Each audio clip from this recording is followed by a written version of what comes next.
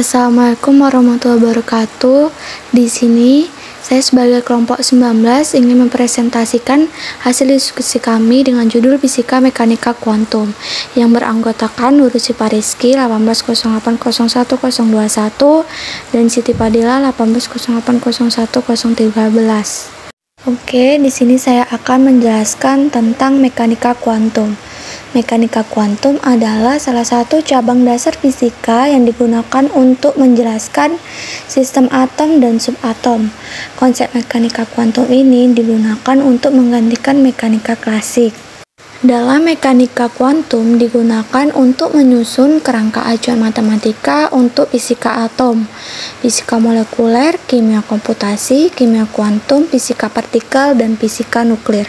Konsep utama yang dikemukakan dalam mekanika kuantum adalah teori medan kuantum dan fisika kuantum dan relativitas umum. Pernyataan umum dari mekanika kuantum adalah bahwa energi itu tidak berkesinambungan, tetapi tersusun dalam paket atau kuanta yang dikrit.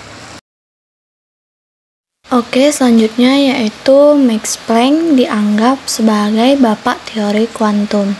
Nah, pada tahun 1930, mekanika kuantum semakin disatukan dan diformalkan melalui hasil kerja David Hilbert, Paul Dirac, dan John von Neumann. Dengan penekanan lebih ke pengukuran dan spekulasi filosofi mengenai pengamatnya.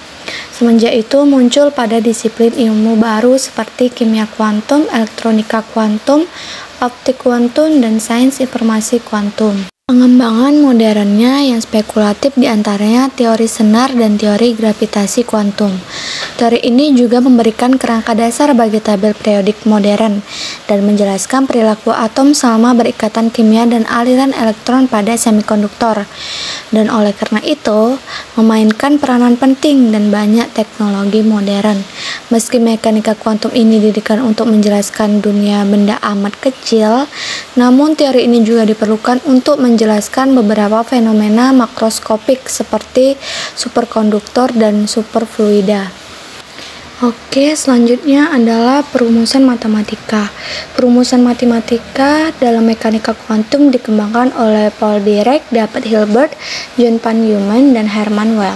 Keadaan yang mungkin dari suatu sistem mekanika kuantum dilambangkan sebagai vektor satuan atau disebut sebagai vektor keadaan.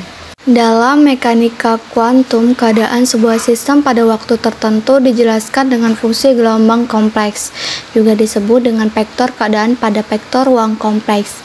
Prinsip ketidakpastian Heisenberg mengkuantifikasi ketidakmampuan dalam mencari lokasi partikel secara presisi.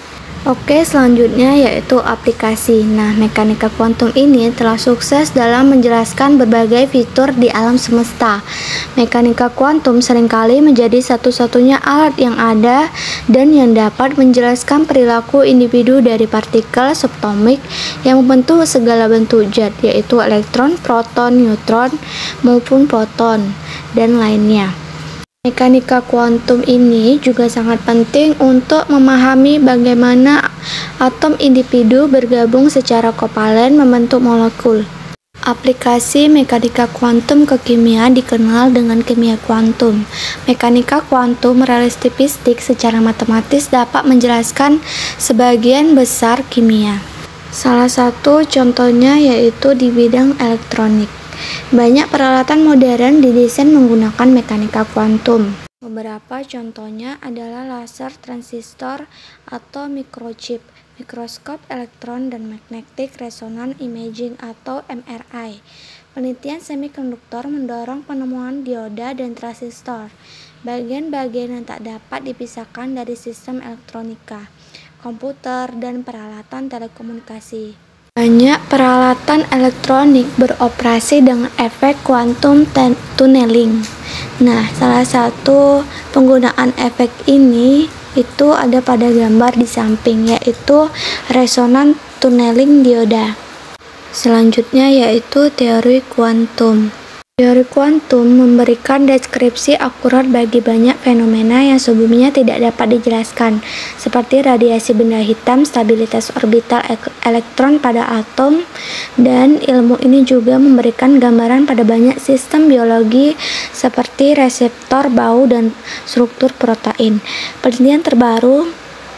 Penelitian terbaru mengenai fotosintesis telah memberikan bukti bahwa korelasi kuantum memainkan peranan penting pada proses dasar pada tanaman dan banyak organisme lainnya.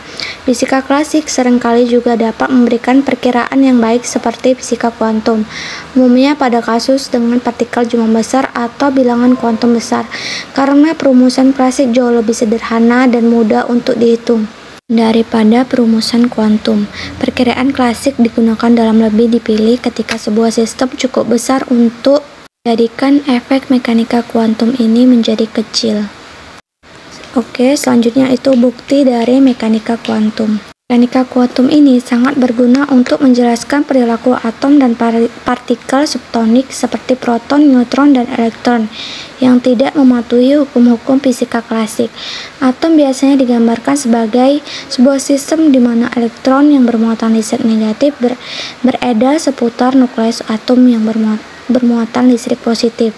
Menurut mekanika kuantum, ketika sebuah elektron berpindah dari tingkat energi yang lebih tinggi, misal dari N2 atau kulit atom kedua ke tingkat energi yang lebih rendah, misal N1, atau kulit atom yang tingkat ke-1, energi berupa sebuah partikel cahaya yang disebut sebagai foton lalu dilepaskan. Baik, cukup sekian presentasi dari kelompok 19. Terima kasih.